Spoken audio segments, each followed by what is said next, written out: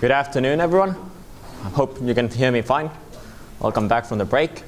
I'm Artturi Lehtiö. I work as a researcher at F-Secure. I mainly do the cool buzzwordy stuff like APT research and threat intelligence and stuff like that. Today I'll be talking about MiniDuke, which is related to a larger advanced or nation-state sponsored threat actor that I've been researching, a threat actor commonly referred to as the Dukes. And so yeah, it's a big group with a lot of interesting details. I'll cover one sort of aspect of that today, and I'll try and not just repeat what's been published or what's been publicly stated, but rather I'll try and explain some of the thought processes behind that and some of the ways I've done the research and I worked on the research. And so if you find the material interesting or you find the Dukes interesting, there's a recent white paper I wrote which was released in September by F-Secure, and that contains, there's basically everything that I've been able to prove is in that paper. We didn't withhold anything from that, so please do go and read it. And there's a lot of links to great material from a lot of other companies and other researchers as well, because there's a lot of people who've been looking at this. So I won't go too much over the big picture of the Dukes, rather I'll focus on the interesting stuff that might not be readily obvious from the white paper. So the Dukes, well, it's a nation-state state-sponsored group that's been active for at least 7 years. They do espionage. They seem to be politically motivated. They're interested in anything relevant for foreign policy or security policy decision making. They've never seemed to have, nor we haven't ever seen them do anything financially motivated or traditionally criminal or anything like that. This is what our marketing department thinks the Dukes are. Personally, I prefer Mikko's take on the Dukes. I think it's a lot cooler. In any case, from a research perspective, the story of the Dukes kind of begins with this blog post by FireEye in February 2013, where they mentioned that they've seen a new PDF or Adobe Reader 0-day being exploited in the wild. It turns out it was actually 2 bugs, because they were also the first, or that was the first time someone was actually breaking out of the Adobe Reader X sandbox. Now, that case was not the Dukes, it was a totally unrelated group, but 8 days after FireEye published the blog post, and they didn't get into technical details either, they just said that they've notified Adobe and they'll publish more details once it's been patched. Well, 8 days later, there's this PDF, Ukraine's NATO membership action plan debates. There was a couple of others also Ukraine related and a couple of other subjects. And 7 more days and Kaspersky publishes a white paper on what they call MiniDuke, a PDF 0-day government spy assembler hex 29A micro backdoor. And that's the first time that any part of the Duke's operation was publicly mentioned or publicly referenced, and this is the first white paper about the subject. And at that point, what everyone, or at least what everyone publicly knew, was that there's some new, probably nation-state sponsored group who's using this quite fancy multi-stage backdoor partially written in assembler, and they were using at the time still or 0-day or 1-day, how do you want to call it, but it was actually patched on the day they started using it. So essentially it was a 0-day still at that point. And so people started looking into it more. And this white paper was released on February 27th, 2013. Fast forward to the next spring, April 2014, and a colleague of mine, Timo Hirvonen, was looking at MiniDuke. And at some point on an internal IRC channel, he writes this, saying he's found something that looks like a MiniDuke stage 3 backdoor. And then 15 minutes later, he isn't as sure anymore whether it's MiniDuke or not. And he continues saying, you know, the loader seems to be the same, but then the actual payload is quite different. And after a while more, he eventually decides that he's going to call it MiniDuke. because there's some similarities to Cosmo and there's some similarities to MiniDuke. And that's how he came up with the name. And then during that summer, he published a nice white paper on the subject. And after that was when I personally started looking into the Dukes as well, because it was actually 1 year ago on the first day of T2. I wasn't lucky enough to get to attend, so I was sitting at the office and I came across this blog post that had just been published by Lehtiö Security, or Josh Pitts who worked for them back then, where he'd found a Tor node, Tor exit node, that was actually patching all of the executables downloaded through that Tor node. So if you were downloading an executable and it wasn't over HTTPS, it was unencrypted, they'd actually wrap that legitimate application into a wrapper that would first infect you with malware and then execute the original executable. And it's a very nice blog post detailing how they found the Tor node, and they'd done some nice tests, and they'd automated, so they actually checked all of the Tor exit nodes they could find. But for the malware, they hadn't actually analyzed that. They just ran it through some sandboxes and shown that it's obviously malicious. So that kind of got me interested, and I started looking into that because I wanted to know what the malware was doing, since it's a technique that I hadn't heard of before and it seemed kind of fancy. So I was hoping the malware would be fancy as well. And later it turned out, or a couple of weeks later, it turned out it's actually what we then called OnionDuke, which is also related to this group. It was another toolset that they were using. And then a while later, there was yet another toolset found. Some of you might have heard of the monkey video being used as a decoy. This was yet another toolset that the Dukes were using, called CozyDuke, on some other campaigns. This was first published about last April. Both Kaspersky and us published white papers around the same time. I think Kaspersky was 1 or 2 days ahead of us. And all in all, by now, we've been able to pinpoint 9 different toolsets that they're using, or that they've been using over a span of over 7 years. So this is basically the toolsets on a timeline. And there are a couple of things that I think are important to note from here. One is the breadth of their arsenal, basically. They have a lot of different toolsets, and these are toolsets, not just one type of family or one type of malware with slightly changing variants, but there's actually each toolset usually to contain different types of packers or loaders, or contain different types of actual malicious payloads, sometimes some persistence modules, stuff like that. So they're very extensive in that sense. And as you can see, most of them are actually still being used concurrently. So it's not a case of they'll use one toolset for a while, then they'll write a new one and dump the old one to try and stay ahead. Rather, they'll actually use all of them in many ways interchangeably. So they use different toolsets on different operations, and then they'll sometimes switch toolsets on the fly as well, which is interesting. And then another thing that's important to note is the first public mention was only February 2013. So from their point of view, they'd actually, or most of their operation actually has happened before anyone publicly talked about them. That's not to say the malware hadn't been noticed. There are, for instance, if you're familiar with AV-Test, an organization that does analysis or tests various AV vendor software, in March 2009, they used some PinchDuke samples as part of their test set, their set of malware samples that they said that AV should be able to detect. So the malware itself was already known to be malicious back then. Everyone had samples of it. It was just that no one actually understood the big picture and the entire context of it. And no one had realized that it's actually related to this state-sponsored espionage group and not just some generic password stealer.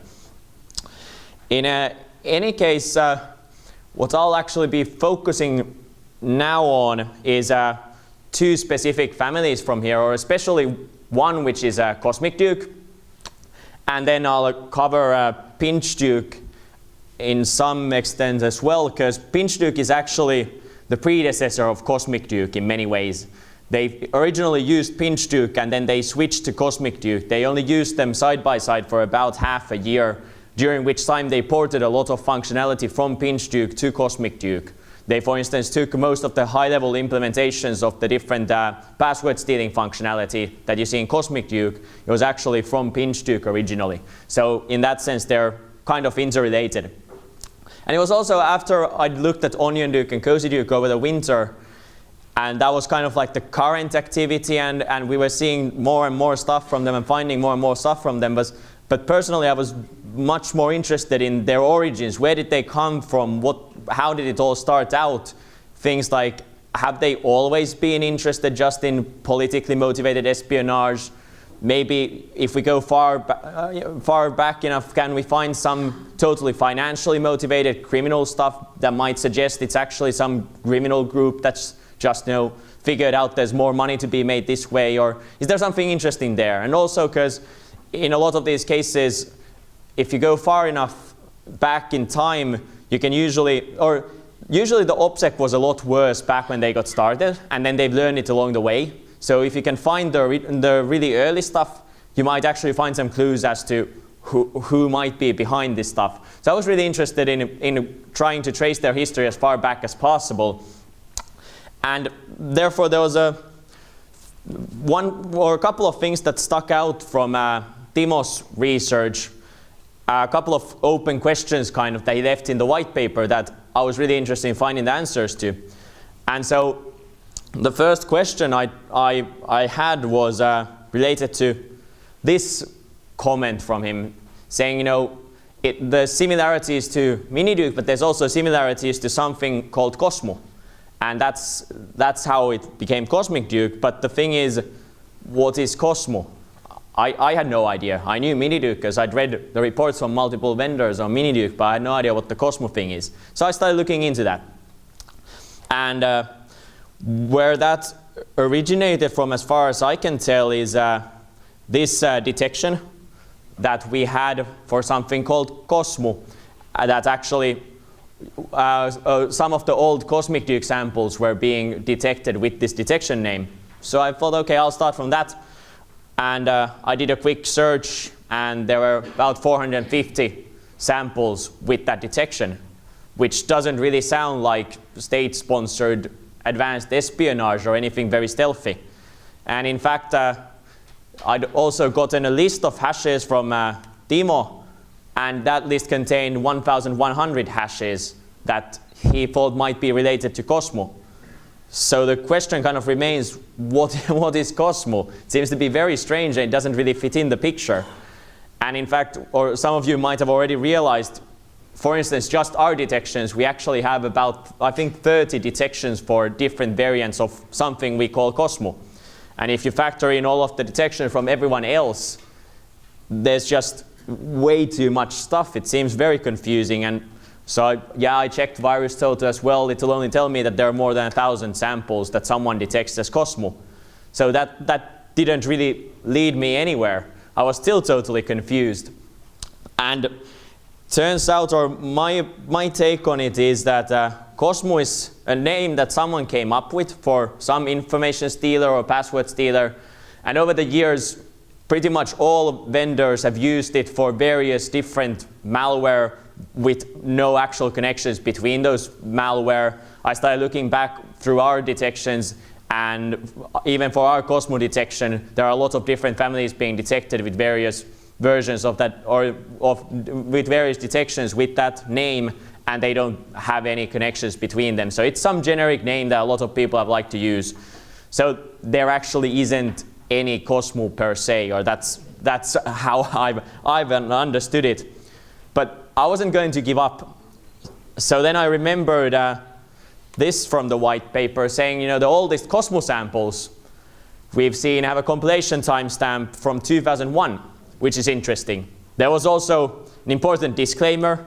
Like most of you probably know as well, it's quite easy to fake a compilation timestamp. And so it might easily be that the samples aren't that old. But what was also interesting was that these oldest samples didn't actually use the MiniDuke loader, which is something that people have always associated with this group and has never been seen being used by anyone else. So it's something that we think is their own tool, and if we see someone using that loader, then we'll assume it's probably this group. But these old samples, they weren't using that loader. They were using a different type of loader. However, there were still some clear characteristics that linked them to these these newer variants. So I thought that was still interesting, because I mean, if we can prove that they were already active back in 2001, that would be great. We'd only been able to trace it back to 2012 at that point, so that would be huge, and that would be very interesting. So that was what I was interested in. And so I'll actually show you how I approached this problem. There's a small disclaimer. It's not really a cool demo, it's a very realistic demo. So for those of you not familiar with the glamorous side of APT research, I'll show you the next generation cyber-enabled tools that I usually use in these types of cases. So I have a sample of that, or one of the samples from 2001. And one of the first things I did, of course, was look at the strings in that file. So you've got the string output here, and okay, you can see some interesting stuff here already. There's an IP address and a URL or whatever. But if you go down a bit further, you'll actually see these these strings as well.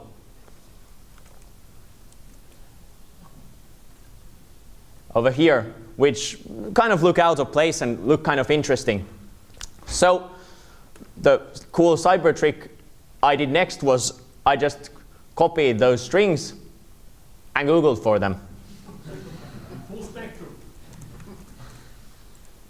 Now let's take 2 of those.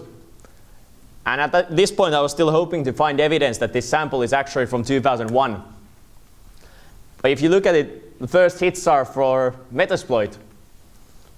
And if you open that up, you'll see it's a kernel or a privilege escalation exploit, the implementation of Tavis Ormandy's code for a vulnerability that was made public in January of 2010. And if you go further down, let's see. Yeah, you'll see all of those strings match, and it's basically they've taken Tavis Ormandy's proof of concept and then they've looked at the Metasploit implementation for that vulnerability, and they're using that. But this was released in 2010, so I don't think this group had a 0-day 9 years before Tavis Ormandy found it. That just wouldn't really make sense. Plus, it wouldn't even work on those versions of Windows. So sadly, it's actually not from 2001. The timestamps have been faked. Those samples are actually from the spring of 2010. And so yeah, this was the advanced cyber-enabled techniques I used to figure that out. So now you know how APT research is actually done. But there was still the point of the different loader. So that was kind of like my last straw, or the last chance of finding something interesting, because we'd spent a lot of time trying to find more samples that were using the MiniDuke loader, hoping to find some clues there. And we kept finding new samples or previously unnoticed samples of that, but wasn't really leading us too far. And at least to me, it felt like there was some sort of wall in the beginning of 2010. I had samples from the spring of 2010, even from January 2010, but those were already fully functional, full-featured versions. So it seemed like they'd been working on it already earlier, but I was just unable to find anything from before 2010. So then I started looking at this loader and looking for other samples using the same loader, and that's how I eventually then ended up with PinchDuke, which yeah, like I said, it's a predecessor of Cosmic Duke, and during the spring of 2010, they started moving functionality from PinchDuke. They actually used them side by side for a while. So you'd get Cosmic Duke, which embedded also a PinchDuke sample, and it would drop the PinchDuke, and so you'd be infected with 2 malware. And they'd actually operate independently. So they'd use different command and control servers and everything. So to me, it seemed like they were playing it safe. At that point, they didn't fully trust the newer tool, so they wanted to keep the old one around as well. Plus, for a while, they didn't actually have that much functionality in Cosmic Duke, so they were still relying on the older stuff from PinchDuke. And once I made this connection, Then I was suddenly able to find a lot more again from before 2010, because then I knew what I was looking for. And then it was quite easy to find samples going all the way back to 2008, which was nice. Plus back then they were very nice. They embedded the actual, or there was a campaign identifier in all of the samples, a string that they used to distinguish between the different campaigns. And that string was very explicit. So if you see something like MODGE underscore and then a date, it's probably the Ministry of Defense of Georgia being targeted on that date.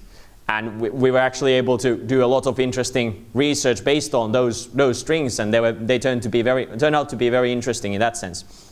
So in the end, it turned out to be a useful path to follow, but it was kind of frustrating. It took a very long time to actually find anything worthwhile, and there were a lot of dead ends and cases like, you start out with something simple like Googling, and immediately you feel like, banging your head on the wall, because it turns out they've been tricking you all along. But anyway, so that was the first question. And then there was another question as well that kind of stuck with me that I really wanted to get answers for, because even with all of the bashing of attribution, and I personally don't think it's always that important to know precisely what organization is targeting you or what organization is behind something.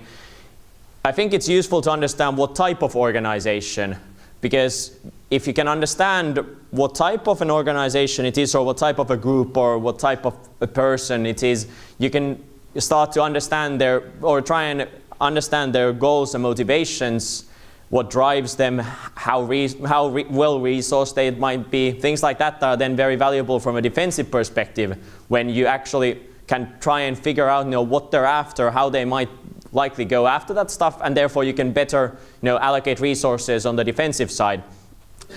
And so one of the big questions was, is this one large organization or one large group, or is it maybe some tool that's being shared on the underground forums? Like we know something like PlugX, for instance, that a lot of supposedly Chinese APT groups use, which a lot of independent groups seem to be using and they seem to be sharing. So is this one of those, or is it something totally unique, restricted or limited to one group?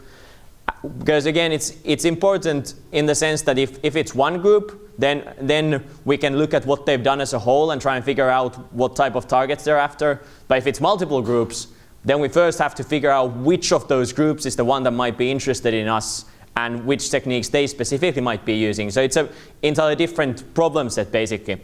And in the Cosmic Duke white paper, there was this nice graphic where the samples kind of seem to fall into 3 distinct clusters based on a couple of things.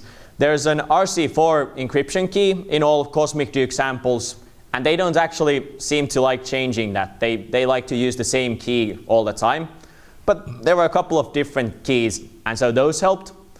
They seem to be using distinct command and control servers, and then some of the samples contain PDB strings, and the paths in those kind of seem to reference different names for seemingly the same tool set, which again is kind of interesting. So it's an interesting case. Are there really distinct clusters? Is it because there are actually 3 distinct groups using this stuff? Or is it just that we're missing the links in between? It's hard to tell. I mean, it could be separate user groups or separate users, or maybe they just have good compartmentalization between different teams, or maybe it's all together, but yeah, like I said, we're missing the links, or there's plenty of different options. And well, of course, this type of organizational analysis or link analysis is something a lot of different types of people and organizations are interested in. So I decided to go for the Intel type of approach, and instead that we need more metadata. I was hoping that might help with this. But what do you count as metadata in a case like this, or what's metadata for malware, for instance? How do you try and approach it?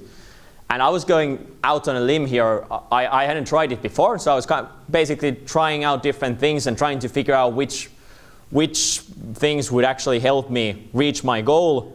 And so some obvious things like compilation timestamp is useful, because we can try and put the sample or the events on a timeline, see how it's evolved. command and control server usage, the PDB strings seem to be interesting, and the RC4 key, which were used in the original clustering. For the command and control usage, of course, there's both the domain or IP being used and then the URL path. But then in the case of Cosmic Duke, it uses FTP for exfiltrating a lot of the data in addition to using HTTP. So why not include that as well? So now we have the FTP usage as well, folder names, usernames, passwords, IP addresses. But then there's also a lot of user configurable variables or builder configurable variables in the samples that seem to stay static for some time, but sometimes change. And then there's the loaders, and well, kind of get the point. There's a huge amount of data that we could be using. So it also, at some point, you reach a point where there's just too much data to try and picture in your head or try and get your head around. So you need to find some other way of actually trying to visualize that or do filtering or sorting or do something with the data, process the data. So that was my next question, and one tool that people like to use is called Maltego, which is basically designed or created specifically for graphing out relationships between entities or objects. It's used a lot for threat intelligence type of stuff. It's sometimes used for investigations, private investigator stuff, for law enforcement stuff, things like that. And basically, you can start building out fancy looking graphs like this with different types of objects or attributes or data, and you can start mapping out the connections and trying to see something. But like you can see, it kind of quickly turns into a mess, and there's no real search functionality. So by the time you start getting into hundreds of entities, it's hard to find the one you're looking for and see what the connections are. You can't really do filtering. You can't really do anything with the timeline side of it other than create different graphs for different points in time, which again takes a huge amount of work. Plus, it's a Java application, so the memory overhead is terrible, so it doesn't really scale too well. At the opposite end of things you could do is something like SQLite. SQL makes it very nice to do filtering or sorting, or like, let's see what PDB strings were used in samples connecting to this command and control server and see if there's a pattern there that we could see, and then we can look for that pattern in other PDB strings and see what we found elsewhere and things like that. Plus, it's a lot easier to automate inputting the data. So that's actually something Timo did. He had a lot of Python scripts like this, which would parse the configuration data, for instance, from samples and input those directly into SQLite. But at least for me personally, I like to visualize stuff a lot. Makes it easier for me. So even though I like the power of SQLite or databases for doing the filtering and the sorting and that stuff, I'd like to be able to visualize it in some sort of graph form as well. And now we get into the part of, I still don't think I have a perfect solution or even a very good solution, but what I eventually ended up going with, which seemed to be the best compromise I could find, was actually good old Excel. And I've talked to a variety of people about this during the past year, people whose companies have a lot bigger budgets and who therefore have access to all kinds of cool looking software that costs, $10,000 or whatever. And I've asked them which tool or which service do they like to use. And usually they say, yeah, well, we've got this and this via the company, but I've been using those, but the usability isn't that good. So I've actually gone with Excel most of the time. And it seems to be people keep coming back to Excel because it's something usually people are quite familiar with. It's very powerful. So it's more a case of how do you get the data there and how do you want to organize the data so that then you're able to actually use the power of Excel. And the other nice thing about Excel is a framework called NodeXL, which is designed for social network analysis, graph analysis, stuff like that, which is very powerful. It was free back when I started using it. I think 2 weeks ago, they suddenly switched to a freemium model, which was a pain because they automatically update you to the paid version and start asking for a license key. And the thing with NodeXL is the entire documentation is here. There is no other documentation. There's a couple of links to other resources. Those are from 2010 and 2011, so they don't actually tell you anything. there's not even uninstallation instructions. So when I tried to get from the paid version back to the free version, I had to start Googling around, and I found all of those uninstall this software fishy sites that I don't really like to go on. And so that was a huge pain. But Node Excel is still nice. You can work with data in Excel. You can import data from Excel. You can make some nice graphs. And it was surprisingly useful and worked surprisingly well in this case. So I'll show you what I was able to do with Excel and Node Excel. If any of you have some nice ideas on how to do this even better or know of some cool tools, please come let me know, because I'd be really interested. I think there's a long way to go with this stuff still. But in any case, I'll show you what I was able to do. So here's the Excel sheet where I actually have the data. You can see hashes. I think I have a couple of hundred hashes here for samples, and I have all kinds of fancy stuff. The notes are basically just anything I could come up with, but things like, for instance, which sample drops which sample, or is loaded with which sample. So you can find connections between the samples in that sense. There's the timestamps. I've tried to mark which ones are actually not trustworthy.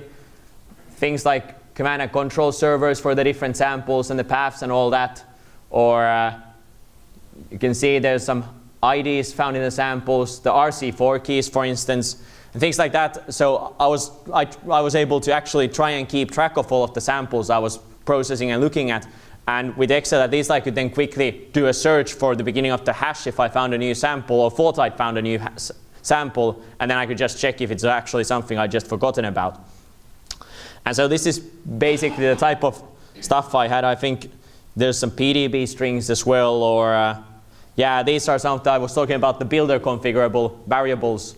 So there's things like it'll register a couple of services for persistence, and the names of those services are kind of hard-coded.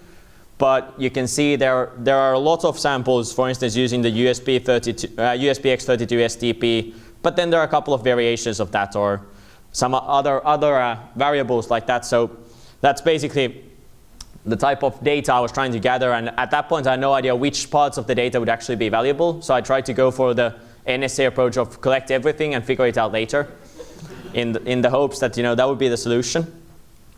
And so this then is basically in Node Excel, and you can see here, for instance, this is a graph with due to the funky timestamps, kind of makes it harder. But basically, what I tried to do, for instance, was take the timestamp and try and kind of play it over in time to be able to see how it's evolved. So if you can see there, all of the samples at that point seem to be connected. And you can see the graph starts kind of growing and growing, and most of it seems to be really connected to each other, and that was something. But then you start seeing these outliers appear.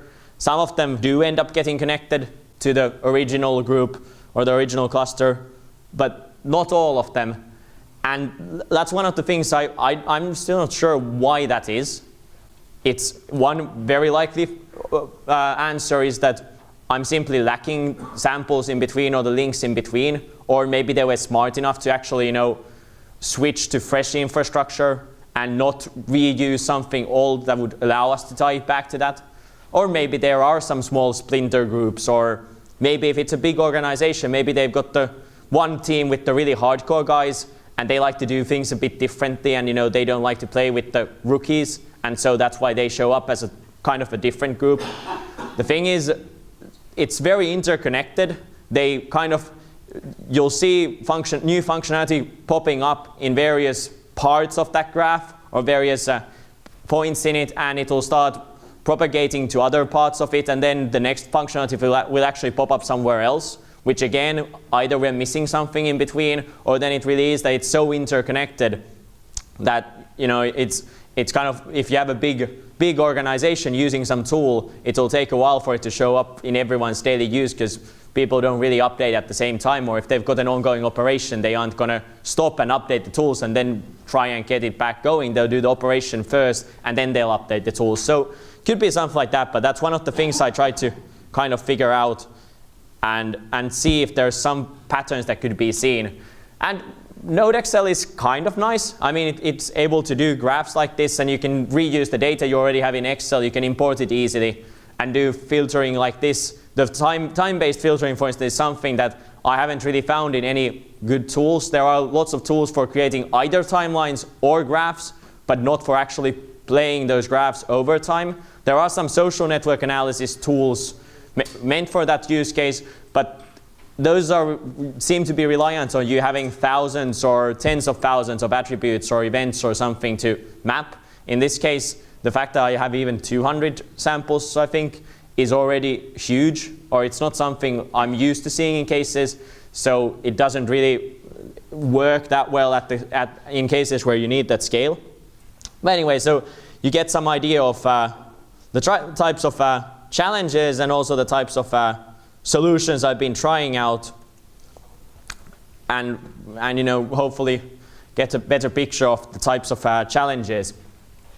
Now there are still some interesting stuff, because while I spent you know a large part of last spring and this summer working on stuff like that and looking at the older stuff, of course they kept moving forwards, moving along. They didn't stop to wait for me to catch up with them. And so it's also interesting always to see if they change something, for instance, after someone publishes something, or even, you know, if they change something radically without any good reason. That's usually also interesting to know, and things like that. So in this case, the last Cosmic Duke sample from before the white paper last summer, I think currently is a sample from the 25th of June, so a couple of days earlier, or 7 days earlier. And then, like I said, 7 days after that sample or that campaign, we released the white paper. And then for 28 days, it seems to have been quite quiet. But at the very end of July, exactly 4 weeks later, there's a new Cosmic Duke sample again. And it seems like they came back. But the thing is, that was a new sample that ended up in I think it was on VirusTotal, so someone uploaded it there. And it could either mean that there's actually a new campaign going on, or it could mean that someone's just, you know, finally uploaded an old sample, or finally realized that they have an old sample. And in fact, when I started analyzing it, it seemed to use the MiniDuke loader, but it was kind of a slimmed down version of it, a simplified version, which at first glance looked like it's an older version. And in fact, the compilation date was from 2010 as well. So it seemed like maybe it's just an old sample that we hadn't seen before, and that kind of turned up, but then it was still kind of strange. And so again, I used my cyber skills and I looked at the strings from the sample. This is a snippet of those strings, and the important thing to notice is they've compiled it with the Boost library, and apparently the version 1.54.0. And if you Google for that, you'll notice it's released July 1st, 2013, over 3 years after that supposed compilation time.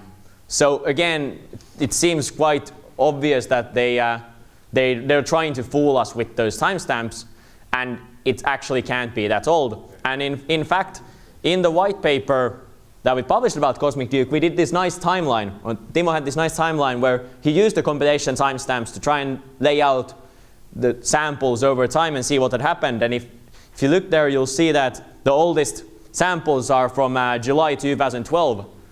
So my guess is they actually looked at that, realized that, oh damn, those guys are actually using these compilation timestamps to see how we've evolved over time. So let's try and mix them up, and let's have timestamps that are always before that. In fact, there are other samples as well with varying timestamps, but all of those are before July 2012. So it seems they are trying to kind of confuse us with that. In addition to switching to a supposedly older version of the loader, they also did some other stuff. They finally started removing old and dead code from the file, from the malware.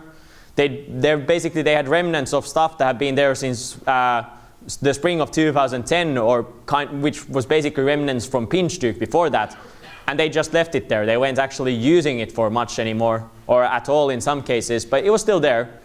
and so it kind of made it easier to recognize the stuff.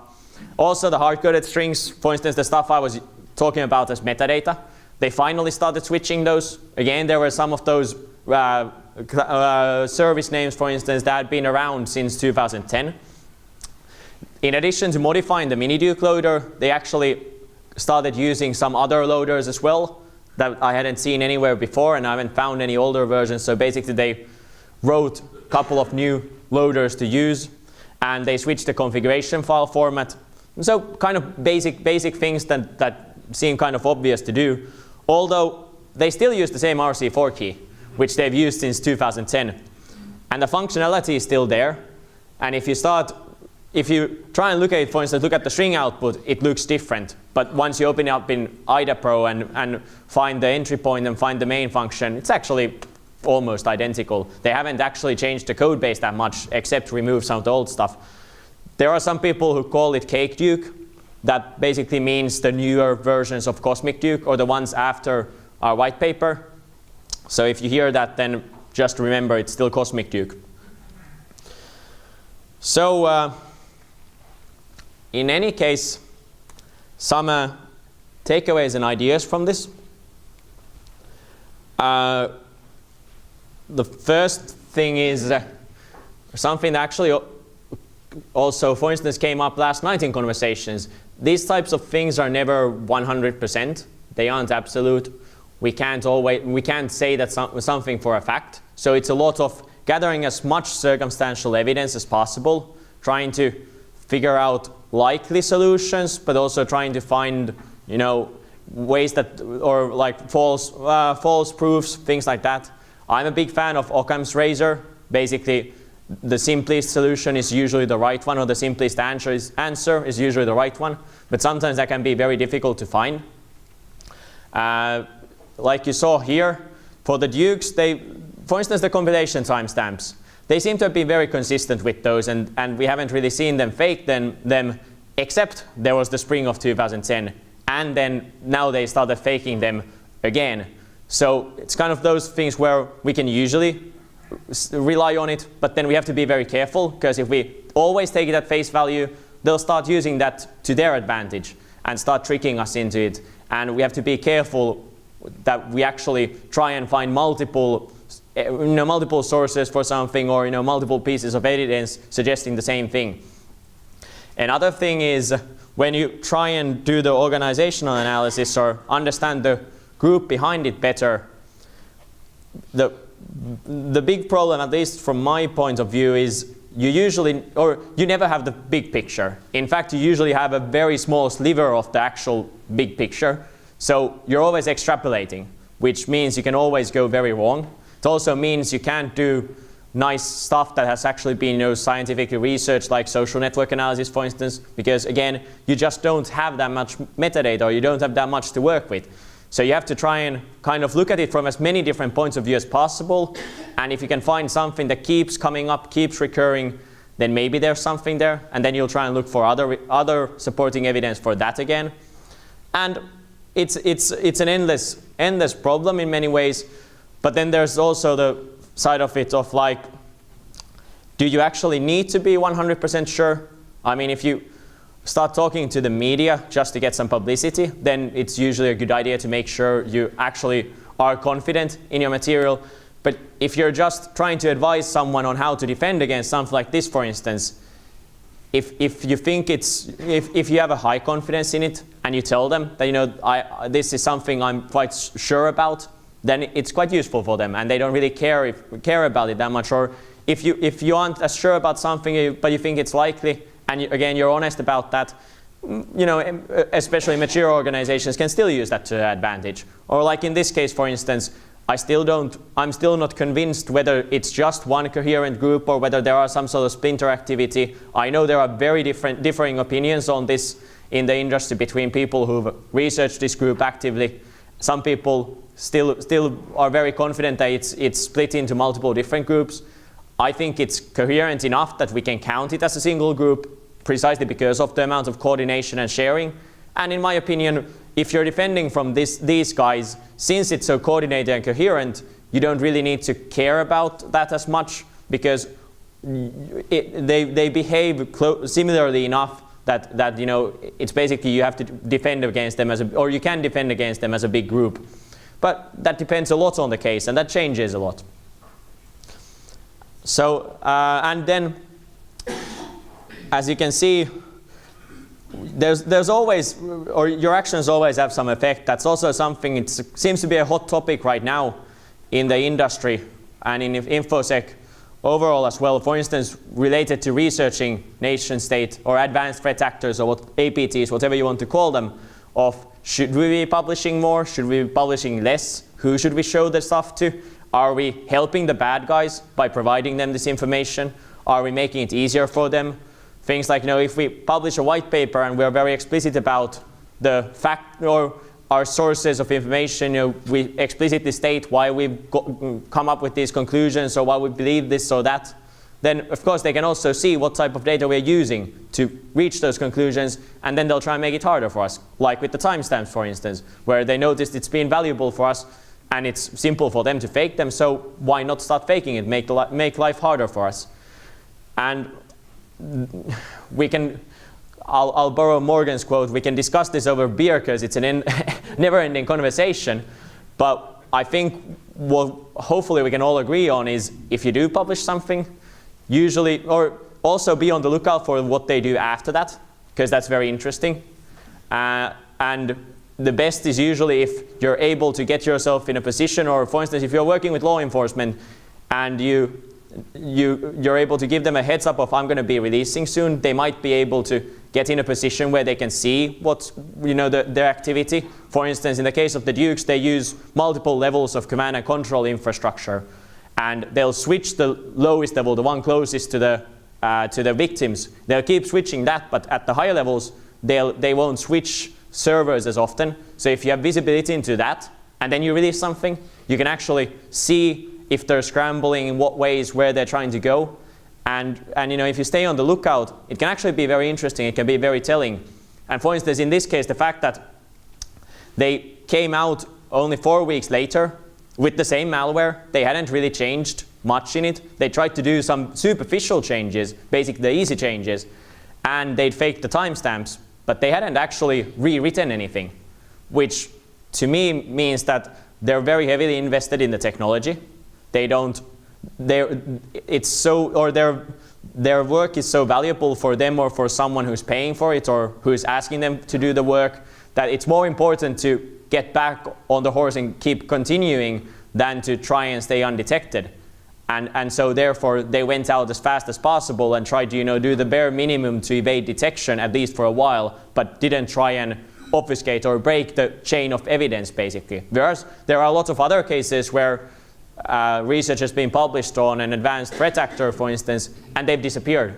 And then maybe a year later, some new looking threat actor pops up, and sometimes there's some speculation or some clue that they might actually be the same group back with a new tool set, but they've redone everything. They've switched tactics enough that you can't really say for sure. So there are some very interesting differences that can be seen in the ways different groups react to what happens. And I think that's also something that is easy to forget and easy to overlook, but that's actually very valuable in many ways. Because again, when you force others to do, or even if you can't force the hand of these guys, but you can force them to have to do something by, for instance, outing their tools and techniques, they have to react in some way. And usually, or hopefully, that'll mean they'll scramble for a while and they might make mistakes, or they might accidentally, you know, forget to change something, and you get back on their trail and you can actually start following them or things like that. So by forcing them to act in some way, you can usually help yourself as well, both from a defensive perspective and a research perspective. So that's hopefully some ideas, some food for thought for you. I hope you found it interesting. In the actual slide set that you should have gotten already from the organizers, or the link, if you follow the link, there's this slide at the end with some links to some of the material mentioned here. Like I said, the bottom link is the white paper I recently wrote, and I think there are like 30 or 35 references in that paper So if you're interested at all, do go and look through those as well. Or if you're interested in more of the technical intricacies, again, I don't get into too much of that in that paper, but I try and link to great material from others who have actually done a lot more reverse engineering of specific families and toolsets. So that's a place where you can find a lot more information, and there's a surprisingly large amount of information on this group out there, so do go and read it if you find it interesting. And if you have any questions, feel free to ask now or come up to me later. Morgan, apparently. Yeah, great talk. I did have a look at your original paper when it came out, but one thing that I wanted to know if you had any visibility of was, so you said that these guys weren't financially motivated, that sort of thing, so it looks as though they're sort of flat out intelligence stuff. So I was interested as to whether or not you had any visibility of like the time to exposure, I guess, as opposed to the TTL of their infections. Like, are they? I mean, do they generally tend to last for a while on targets, or? Well, they actually, it's a very interesting aspect. There's enough for another talk on the subject. They're very interesting in the sense that I don't think they're technically anywhere near the most advanced groups. And you know, some of you probably heard of Turla, for instance, stuff like that, which is technically on a totally different level. What I think is advanced about this group is their understanding of the organizations they're targeting, how those organizations defend, what the weaknesses are in that. And so that shows up in their tactics in the sense that, as far as we can tell, most of they do two types of activity. So for the past couple of years, they've done biannual, very large-scale spear phishing campaigns where they might send the same spearfish to thousands, even up to 10,000 different recipients. And it's not anything very fancy. It's something like an eFax, or pretending to be an eFax email that you'll see with crimeware. And the thing is, the techniques they'll use in those cases is if you do fall for it and infect your machine, they'll immediately grab all document files, PDF files, anything like that that could be of interest, and they'll exfiltrate that, so they don't get picky at that point. If they do notice that you're an interesting target, they'll also usually switch malware. And they'll use a different tool, and they'll remove the original or clean up the original infection. So they will try and stay behind in that sense, but in some cases they don't really even care about staying there. Another thing they do while they steal all the documents they can find is they also use something like Mimikatz or similar techniques to dump credentials. And again, they'll collect as much as they can. They'll try and map out, you know, the network architecture. And then they'll go away, and they don't really care if you find them and clean up your network, because at that point they have a treasure trove of stuff on the internal layout of your organization, both human-wise and network-wise. They have credentials, they have all of that stuff, and then maybe a month or two later, if they thought you were interesting, they would have gone through the material, figured out who are the actual people who might have the stuff they're really interested in, and see if they have credentials for those people, and they can just RDP in or something like that, depending on your defenses. Or if they don't have credentials for that guy, they'll try and see, you know, who does that guy talk to usually? Maybe if we can compromise that guy and use his email account to send a spearfish to the actual target. So their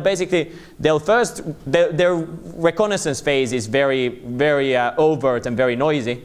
And then if they find you interesting, then they'll come back, and then they'll try and steal stuff. And if they can stay persistent, great. But their tools aren't really designed for persistence that much. They don't use any rootkits or anything like that. So yeah, hopefully that answers at least part of your question. Anything else? Yeah. Yeah, I was about to ask the motivation, but clearly yeah. Something about information gathering first.